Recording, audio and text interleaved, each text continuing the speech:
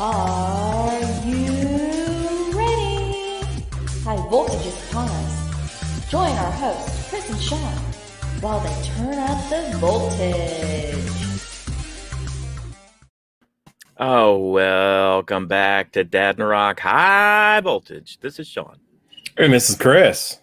Hey, we are back at it once again for another episode of The Mandalorian, Season 2, Episode 3, Chapter 11, The Heiress. Oh, that's a mouthful.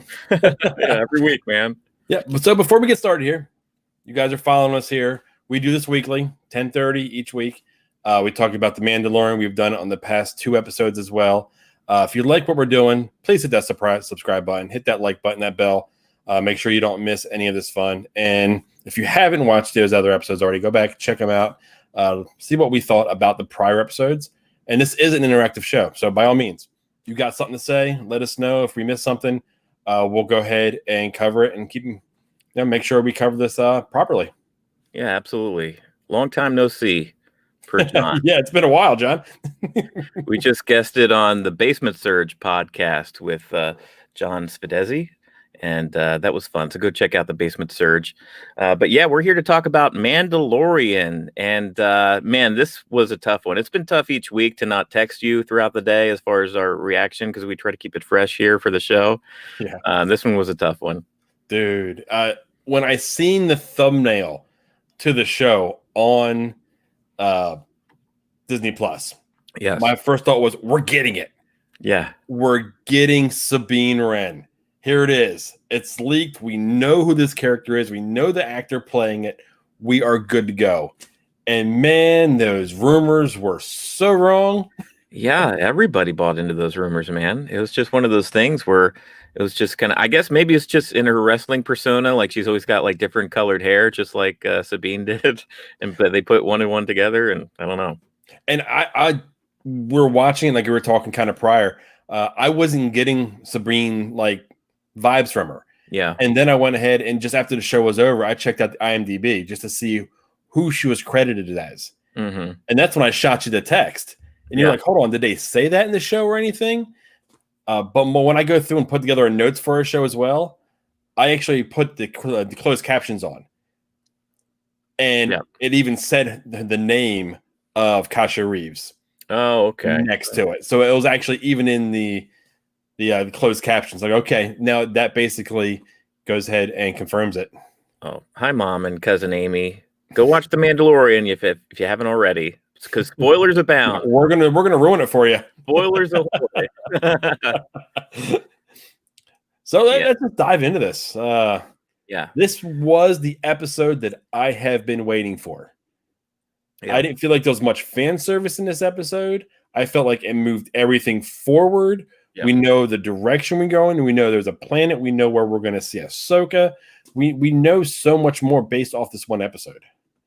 Yeah, it's great. I mean, I messaged you a little bit, but for whatever plot that we didn't get last week, where it was really just kind of a side adventure where nothing really happened or developed, we got a whole lot of plot and a whole lot of nuggets of information this week to kind of peel away and pick at. So, I mean, the episode starts out the way the last episode ended. They've been good about that. Not a lot of time in between episodes. We're just in the Razor Crest, which is just limping through space. Oh man! And when they're trying, when they first come into Trask, and he's like, nothing's working. He's like, this is going to be a manual, entry. He's like, we may not even make it through this entry. Yeah, he had to do the old, coming through the atmosphere and burning through during reentry and stuff. And yeah, it was rough. They were getting banged up. And he was finally, he was feet away from like crashing into the water. He was able to put the reverse thrusters on, stabilize it, and then one of his engines blow, and they just go in the water anyway. The funniest thing was that Mount Calamari just kind of watching him come down. Yeah. And then he's like, he got it. So he's like, okay. Then the engine blows and it flips over and goes, Yeah. Turns around and walks away. Yeah, that was that very dry Star Wars humor that I appreciate. But yeah, we've seen Frog Lady again. Like you said, all these episodes have been like together, connected. Yeah, that wasn't the way that it ran in the last season. But a lot of people were like, we've seen the Frog Lady. There's no way we're going to see her again in the next one. thinking of down the lines of last season.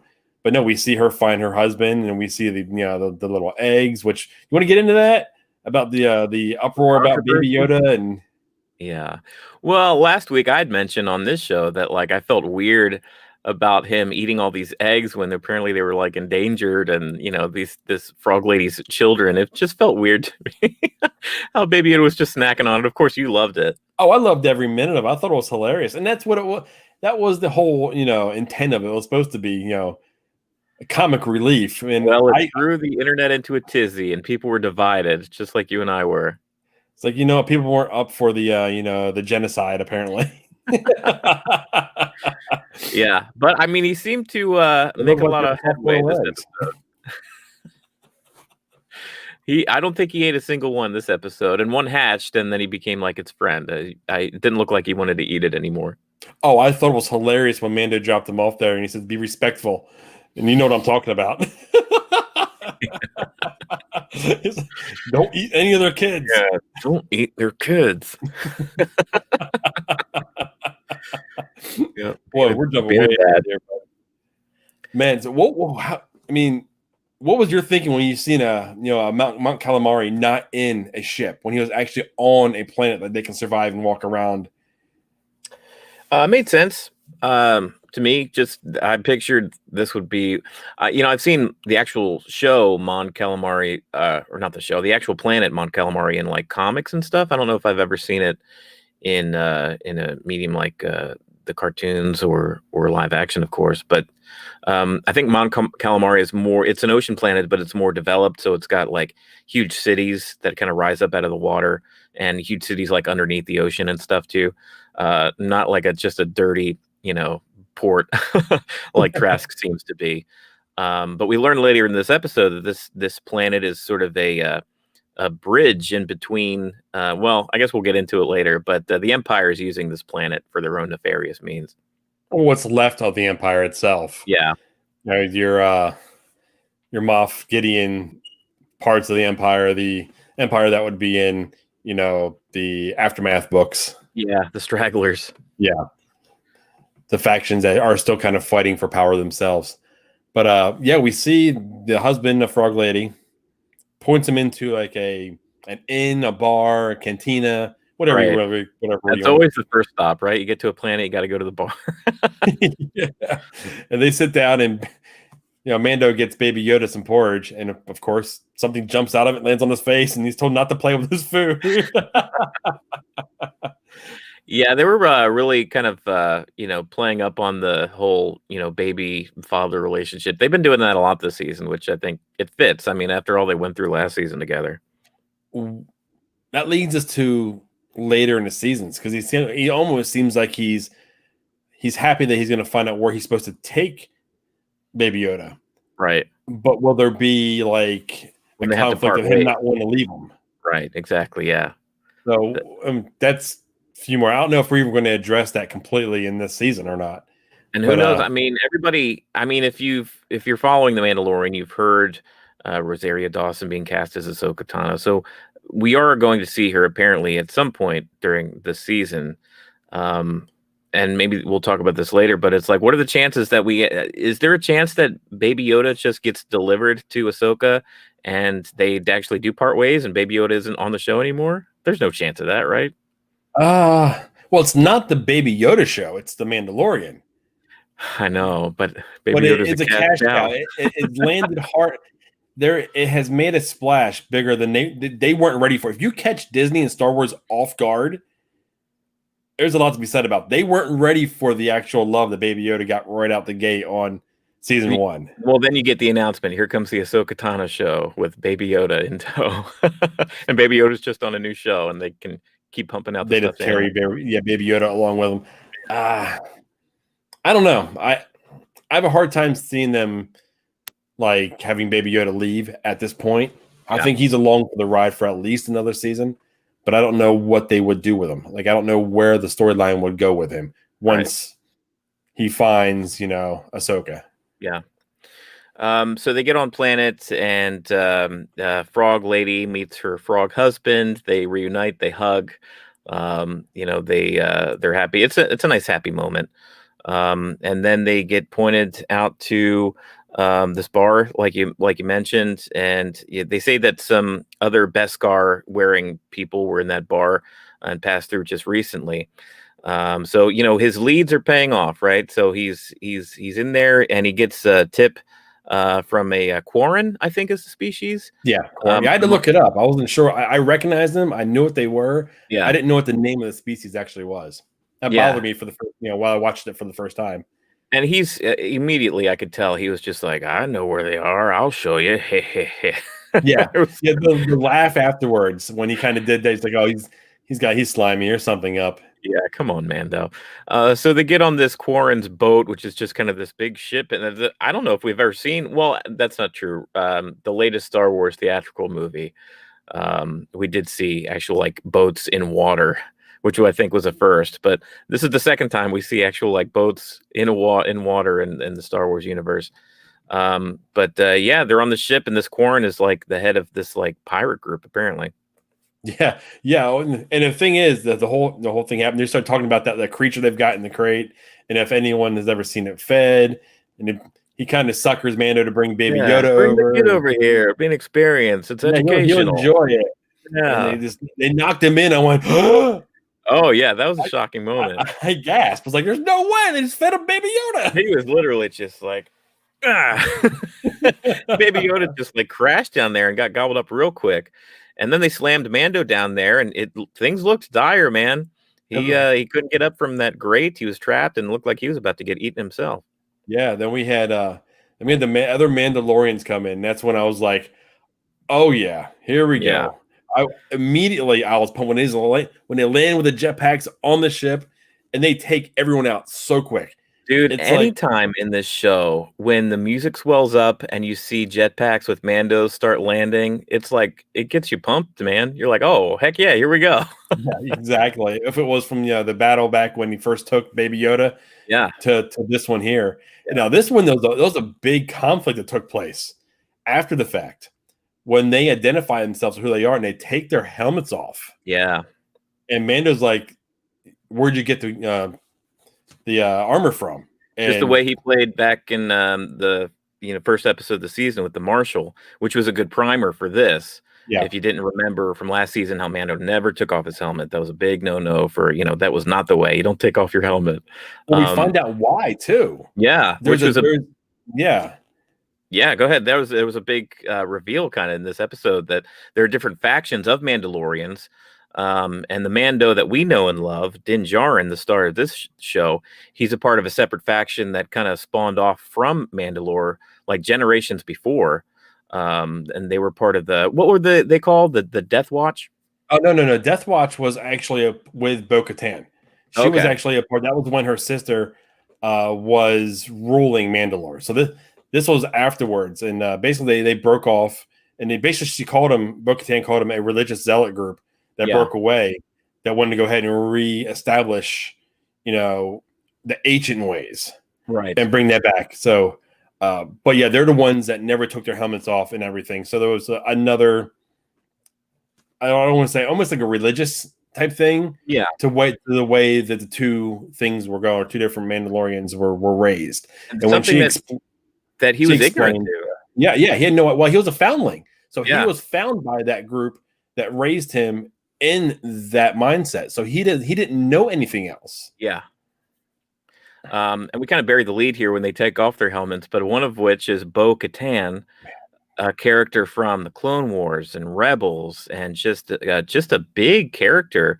And this may be the first time that we've seen a jump from a character that debuted in the animation into live action, played by Katie Sackhoff, who did her voice work and who had to be modeled off of her as the actual character model in the show, because they look so similar. And for her to just step onto the screen and have the red hair, and she's kind of gaunt and fit in that armor, it looks and sounds, of course, just like her. And it was just a treat, man.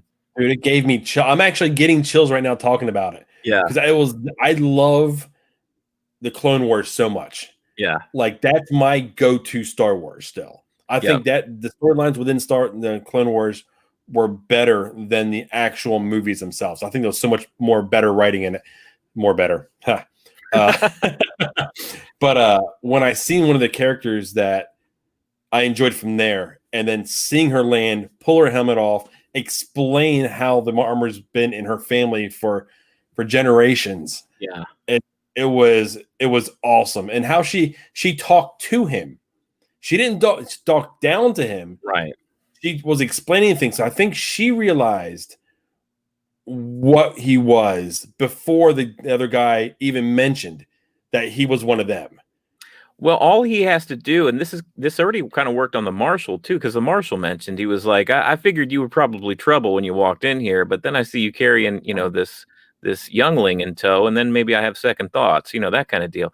It's almost the same thing where these Mandalorians, they saw this guy who revealed to them that his mission is to get this baby essentially back to its people. I mean, there's no more noble quest than that. The dude's a paladin, you know what I mean? Yeah. So immediately, and this is the first time, this is what I felt about this episode too, which is really cool. Every episode of The Mandalorian so far, all the people and characters that the Mandalorian run into, we have no idea who they are. We have no idea what their intentions are. Just like this Quarren pirate that was like, yeah, come with me, I'll show you. And then it's like, they want to steal his armor and kill him. We're always like on the defense, like, come on, Mando, like, watch your back. We don't know what's going on here. We don't know these people's intentions. But immediately, since you and I know Bo-Katan, we know she's on the level. She's going to help him out. And immediately it was just like, oh man, okay, I'm here for the ride, for the interaction with these characters. Yeah, no, we agree with you. It was really good. Hey, Jasmine. Yeah, thanks for watching.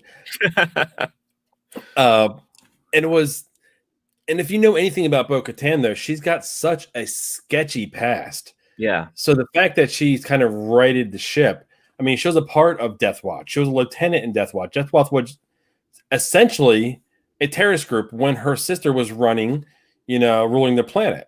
And then she was also a part of teaming up with, other crime syndicates that teamed up with Maul and Savage Press to go ahead and overthrow the government.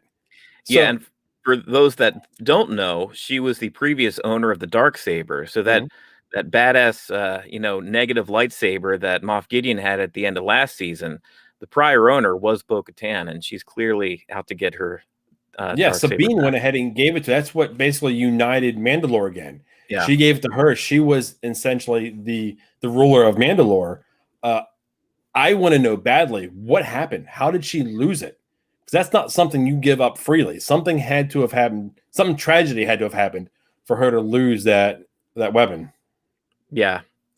Once once the Mandos kind of talks to them, and it's revealed that they are the kind of Mandalorians that take off their helmet. He's dubious about the whole thing, and he just takes off that boat.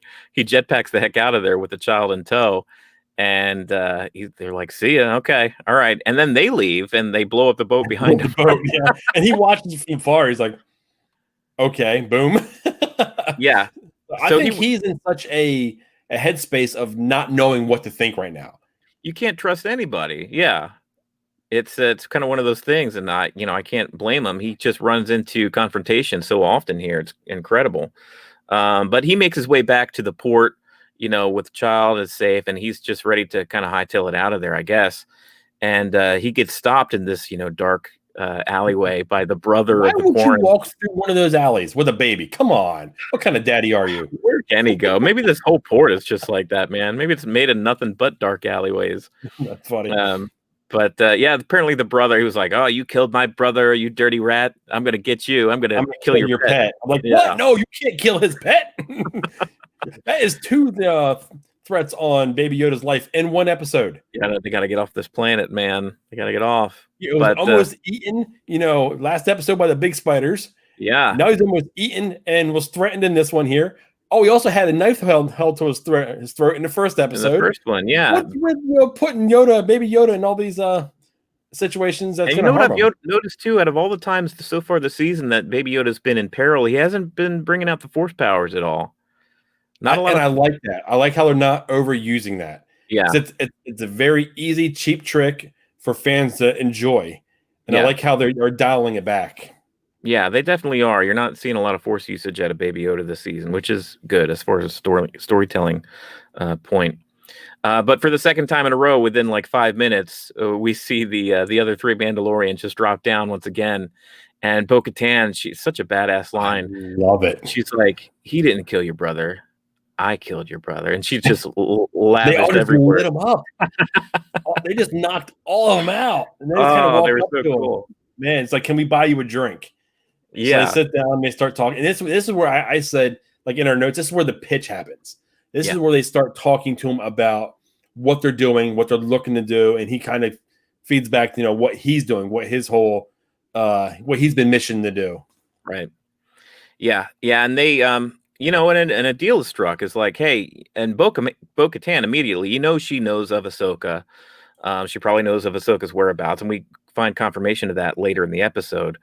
But what's kind of going on in her head. So she's like, I can use this guy. This guy's a tank. This guy is a true Mando.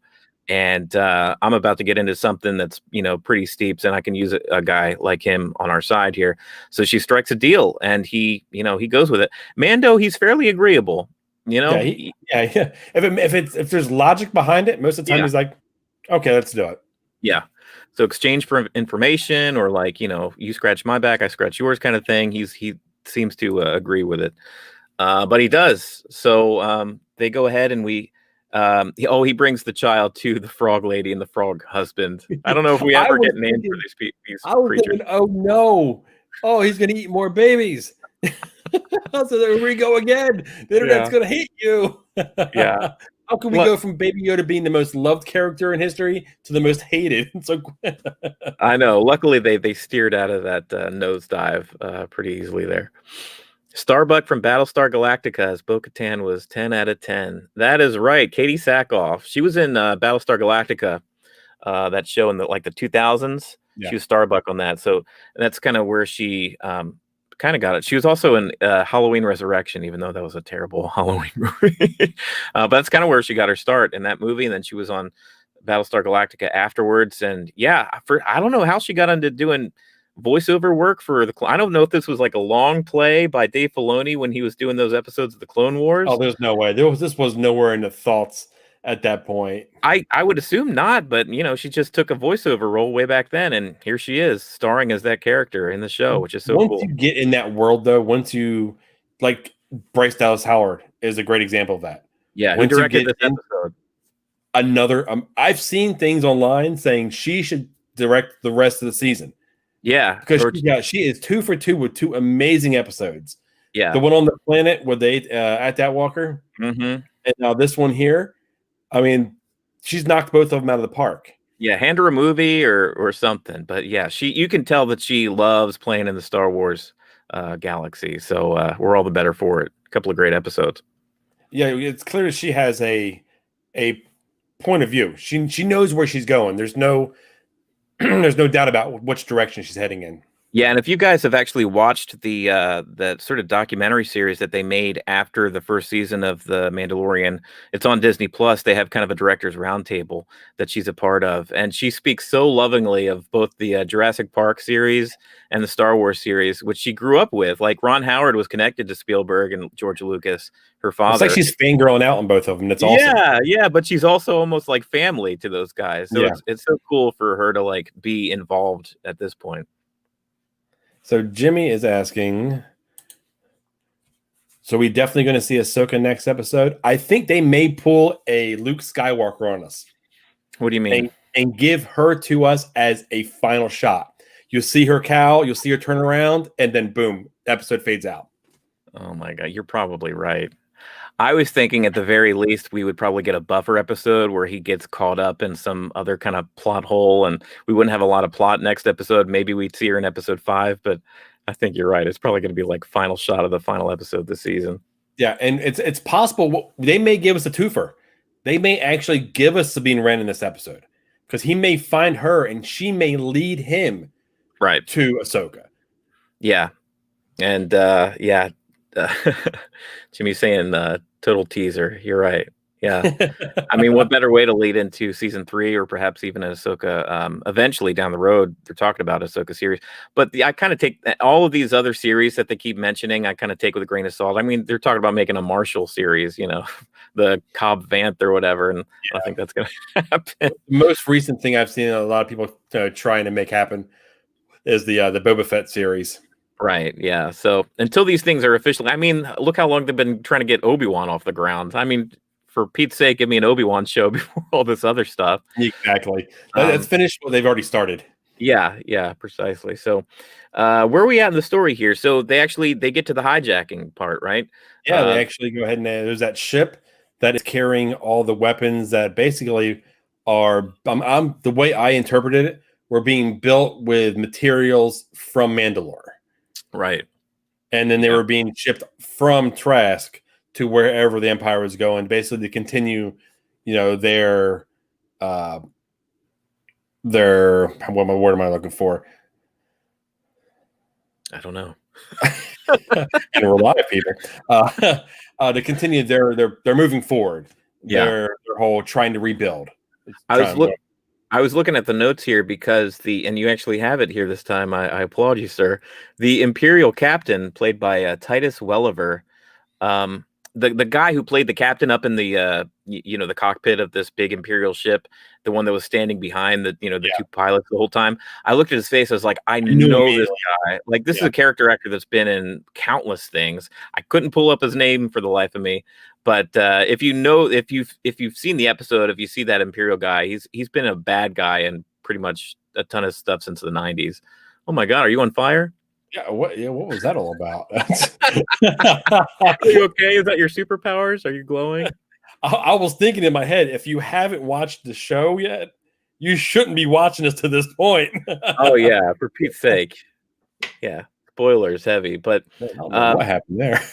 They get on this ship and they meet little resistance because it's just a bunch of stormtroopers who they themselves, I don't know, the guy they made a joke about it. Yeah. The male Mandalorian that we meet, I don't even know if we got his name, but he said something along the lines of they couldn't hit the broadside of a barn, and which is what people have been talking about. Oh, he said they couldn't hit a broadside of a bantha. Oh, okay. I was wondering. I was like, they didn't really Star Wars that phrase up enough, but yeah, that's what he said. I want to say I put his name in there somewhere. Maybe I didn't. Maybe he just wasn't that important. I'm trying to watch it and not the episode. But it was. Yeah, I mean, that's always the joke. And it's funny because I actually gave that a little bit of thought for a second. Why can't stormtroopers actually hit their targets? Because if they joke? No, not that joke whatsoever. It's funny that you thought that way because I set it up that way. Kind of like a setup, yeah. But if they could hit their targets, they wouldn't be stormtroopers. They'd be death troopers. There'd be other divisions of the stormtroopers. They wouldn't be the guys. This is the cannon fodder. Yeah, this is the stuff they give the cheapest armor to.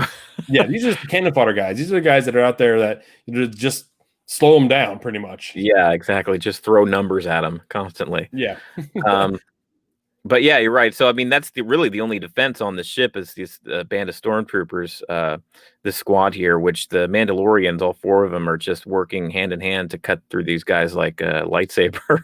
And and they get to a point to where the ship's going to be taken. I don't know if I'm skipping anything here, but we actually get a call, or they dial into Moff Gideon to get his view on what they should do. Yeah, that was another chills moment for me. Yeah. I was like, I've been waiting for him to. They gave us so much, and they didn't give us really anything in the last episode, and they packed this episode tight. They did, man. There was a bunch, just little nuggets of lore and future plot points, and it was a packed episode. And it wasn't even that long of an episode. I was halfway through it and only said I was about 17 minutes through with about 18 minutes left, and I was like, man, come on, dude, give me more. Yeah, exactly. Well, yeah, no, I actually prefer that. Because if it ends and it's leave you wanting more, it did exactly what it was supposed to do. Yeah, now you're gonna be talking about it, you'll be texting people, you'll be surfing the internet, you're gonna rewatch it. I mean, there's so many. It's that appointment television we always talk about. Give me more. Yeah, it was a fast-paced episode. So, You know, the captain here and the two pilots, they keep hearing these the stormtroopers and the underlings kind of die over the comms, and they just know the jig is up. I mean, these Mandalorians are going to get what they came for. They're going to end up taking over the ship. And Bo-Katan actually tells the captain over the comms that that's her intention, is to take the whole damn ship away from him. That was a big sticking point in the episode, though, too, because that's when Mando basically is like, "You're changing the rules of our agreement." Yeah. So why are you doing this? But I'm altering the deal. Pray I don't alter it any further. Yeah. Then she's like, "Well, this is the way," and she mentioned that a few times, and eventually, the last time she said it, they kind of said it on the same terms, like we've seen him say it with other Mandalorians in past episodes. Yeah. Which tells me that they've gotten past the whole "I take my helmet off, you don't" type thing. So it was a big bridging of these characters in this episode that I want to watch it again. This one I may watch 3 times. I've watched all of them twice already. Yeah. This made me one I watched 3 times. I just enjoyed it so much. But I'm just rambling. Go ahead. No, I agree. I was just going to say, I mean, at this point, Moff Gideon, he tells them, like, it's like, well, you know what you got to do. And the captain knows, and he shoots the 2 pilots dead, and he's going to take this ship down. He's going to put it into the water and take these Mandalorians out with him. Yeah, and basically, she said, "I'll let you live." And he's like, "He won't let me live." And he bit down on something that, like, electrocuted him or something. Yeah. But she even mentions to Mando back before they take the cockpit that she's looking for something that's hers.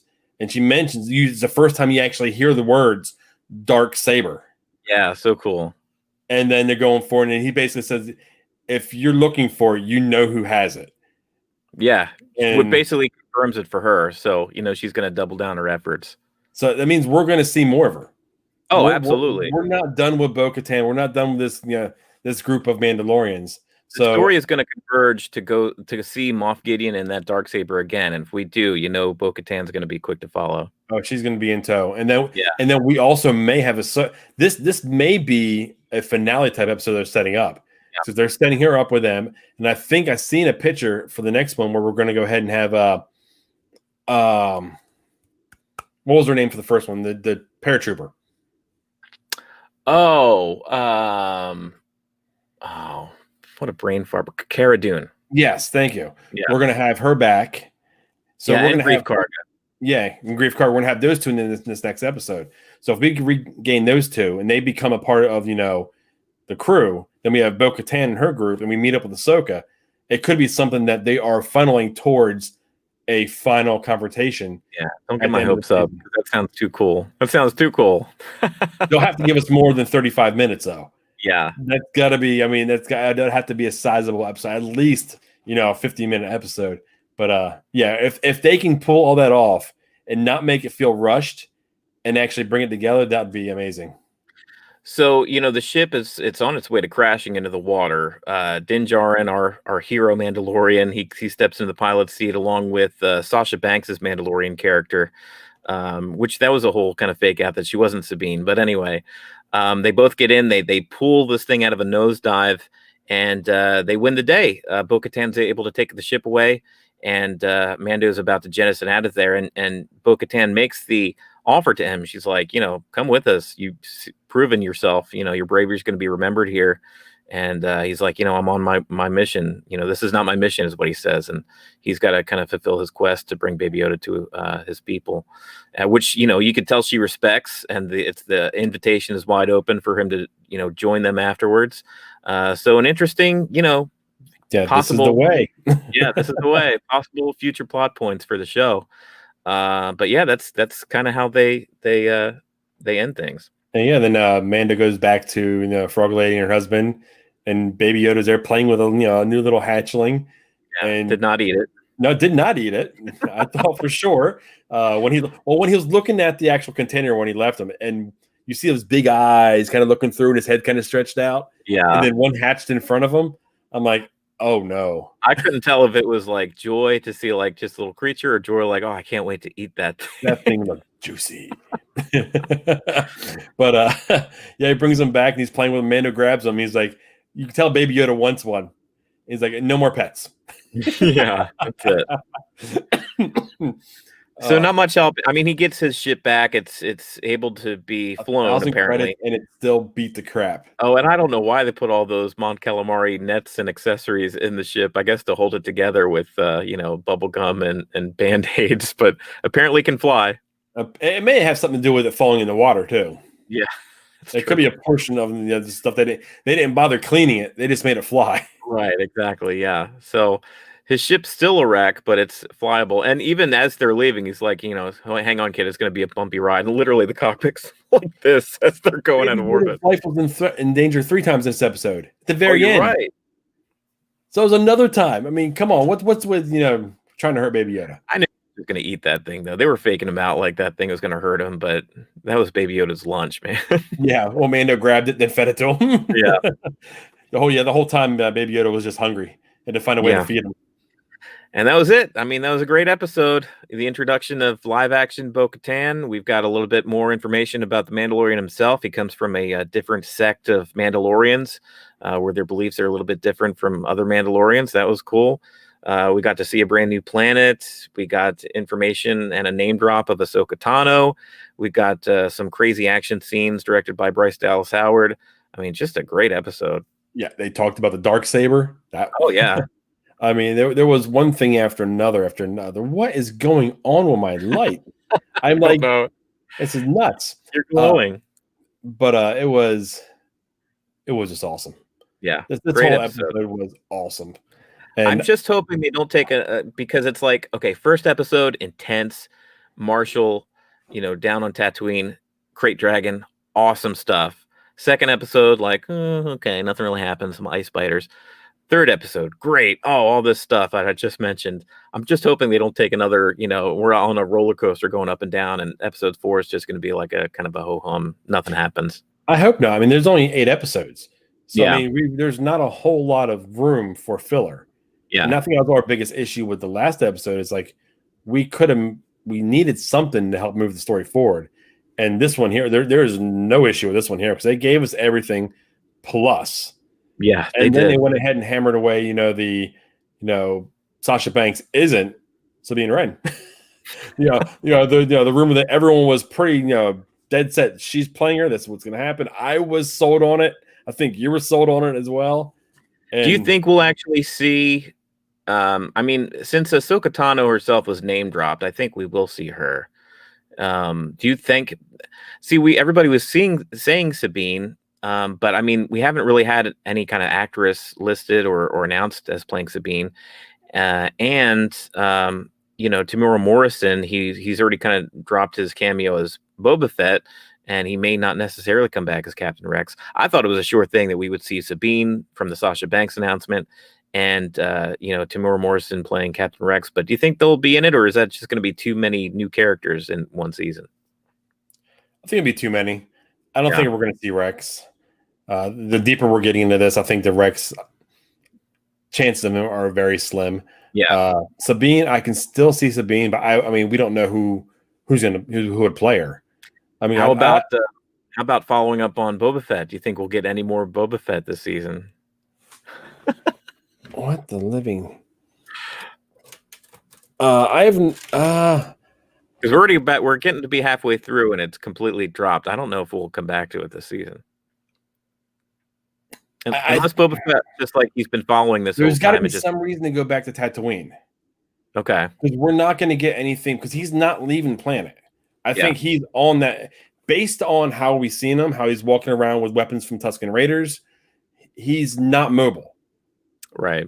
So he's been stuck on Tatooine. So the only way we're going to get more from him is if we have to go back for any specific reason at all. Now, I don't know what that reason would be. I guess we'll find out. But I think that's it for this week. Yeah, I think that's a good spot for us to go ahead and end here. We talked about in the beginning.